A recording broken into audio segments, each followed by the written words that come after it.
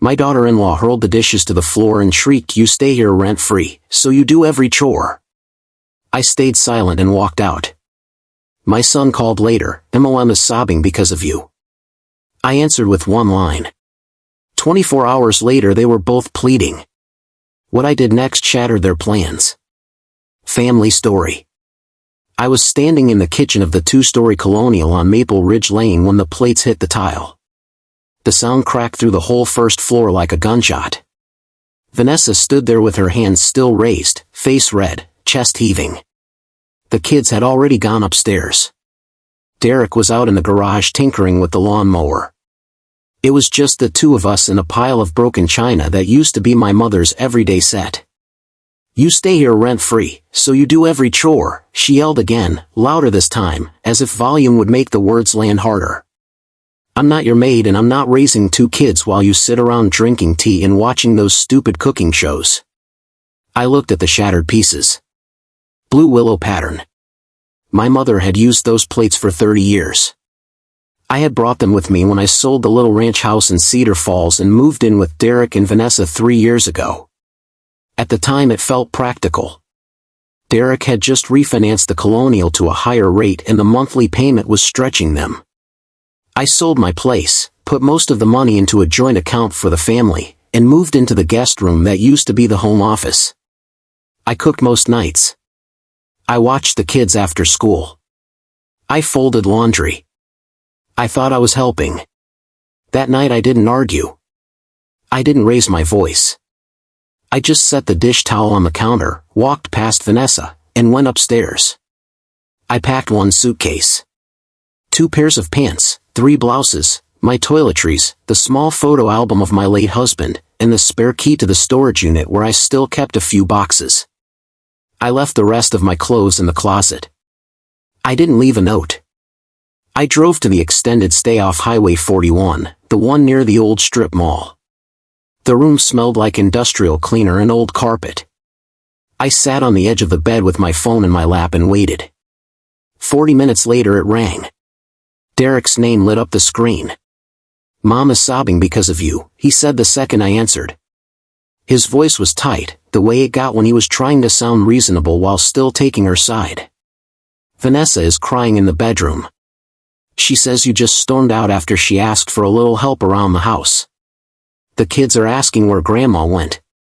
You need to come back and fix this." I looked at the cheap digital clock on the nightstand. 8:47 p.m. "I already transferred the remaining balance out of the joint account," I said. Then I hung up. That was the one line. I turned the phone on silent and lay back on the stiff hotel sheets. I didn't sleep much. Around 3 in the morning I got up and checked the banking app again just to make sure the transfer had cleared. It had. $78,000 that had been sitting in the account I once thought belonged to all of us was now in a new individual savings account under my name, only at a different bank.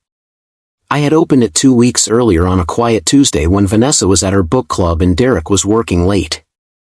I had felt guilty doing it. That night in the hotel room the guilt was gone. The next morning I drove to the storage unit, pulled out the box that held the original deed to the Maple Ridge house, and sat in the car reading the fine print under the fluorescent lights of the facility office. When Derek refinanced 3 years ago he had needed a co-signer with stronger credit. I had signed. The mortgage company had listed me as a joint owner on the title, not just a co-signer. I had never corrected it. At the time it seemed like paperwork. Now it was leverage. I called a real estate attorney named Patricia Colton, whose name I had written down months earlier after seeing her billboard on the way to the grocery store. She agreed to meet me that afternoon. I told her everything. The free labor. The constant comments about how lucky I was to have a roof. The way Vanessa counted every grocery item I put in the cart. The night the plates hit the floor. Patricia listened without interrupting, then said she could file a quiet title action and force a sale or a buyout if the other owners refused to cooperate. I told her to start the paperwork. 24 hours after I walked out of that kitchen, both of their names lit up my phone at the same time. I let it ring. Then I answered Derek's call. He was trying to sound calm, but the words tumbled out too fast. Mom, please. We were wrong. Vanessa is really sorry. She wants to apologize in person. The kids keep asking for you. Just come home and we'll figure everything out. We can talk about the chores, about the money, whatever you want. Vanessa's voice came on the line a second later, higher and thinner than I had ever heard it. Margaret, I shouldn't have said those things. I was stressed. The plates, God, I'm so sorry about the plates. Please just come back. We'll do better. I promise. I listened to them both plead for almost 3 minutes. Then I said, I'll be at the house at 6 o'clock tomorrow evening. Have the kids in bed. We're going to talk. I hung up before they could answer. That night I stayed in the hotel again. I ordered a club sandwich from the lobby and ate it while watching the local news. The HOA board on Maple Ridge Lane was fighting over a new rule about basketball hoops in driveways. Someone's dog had gotten out and chased the mail carrier. Ordinary suburban noise. I wondered how long it would take for the neighbors to notice I was gone. The next evening I parked at the curb instead of in the driveway. The front porch light was on. Derek opened the door before I reached it. Vanessa stood a few steps behind him in the hallway, arms crossed, eyes red. The house smelled like the lasagna I used to make on Sundays. We sat at the kitchen table. The broken plates were gone. Someone had swept them up. Derek started talking first, the way he always did when he wanted to smooth things over. He talked about stress and miscommunication and how grateful they were that I had helped with the refinance. Vanessa nodded along and said she had been under a lot of pressure at work. Neither of them mentioned the $78,000. When they finished, I opened the folder Patricia had given me and slid the papers across the table. These are the preliminary documents for a quiet title action, I said.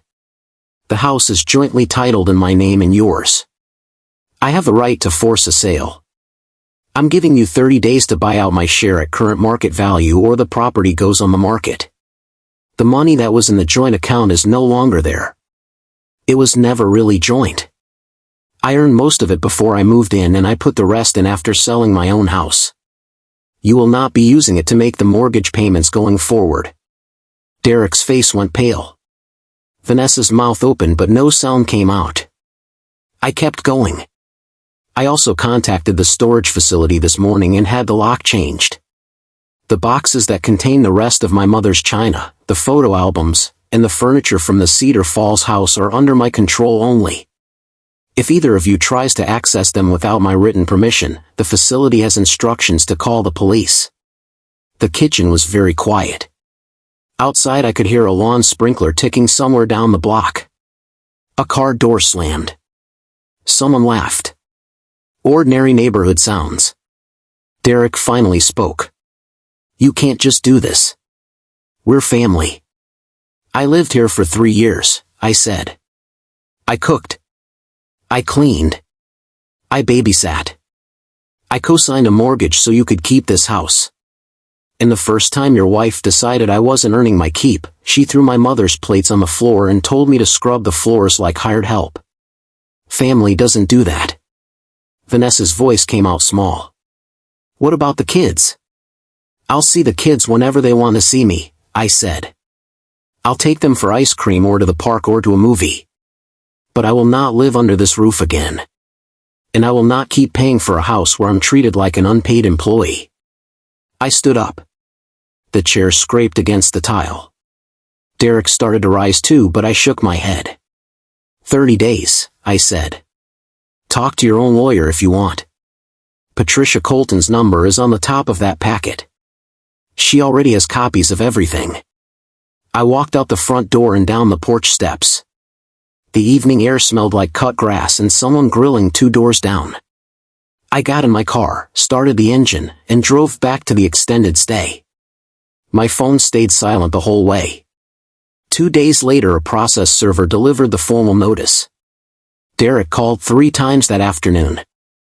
I didn't answer. Vanessa sent a long text that started with "I never meant" and ended with "Please don't do this to the children." I read it once and deleted it. On the 12th day Patricia called to say they had made a formal offer to buy out my share. The number was lower than market, of course. I told her to counter at the appraisal value plus the $78,000 that had already been moved.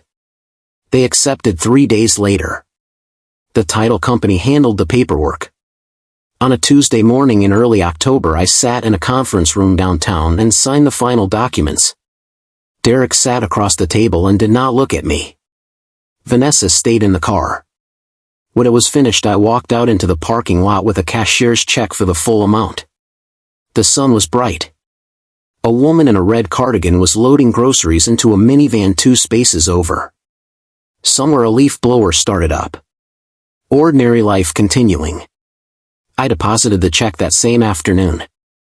Then I drove to a quiet street on the other side of town where a small brick ranch with a screened porch and a mature maple in the front yard had just come on the market. The listing agent met me at the door. The place needed paint and the kitchen was stuck in 1998, but the bones were solid and the backyard was fenced. I made an offer that afternoon. It was accepted the next morning. I moved in on a clear Saturday with 2 suitcases and the boxes from storage. The first night I ate takeout Chinese food on the living room floor because the furniture hadn't arrived yet. I slept better than I had in 3 years. Derek still texts sometimes. Short messages about the kids' school plays or soccer games. I answer when I feel like it. Vanessa has not contacted me again. The Colonial on Maple Ridge Lane sold 6 months later for more than the appraisal. I heard about it from a neighbor who still sends Christmas cards. I didn't reply to that particular card. On quiet evenings I sit on the screen porch with a cup of tea and listen to the cicadas. Sometimes I think about the sound of those plates hitting the floor. Most nights I don't. The house is quiet. The mortgage is in my name only. The china that survived is in the cabinet above the stove. I use it when I feel like it.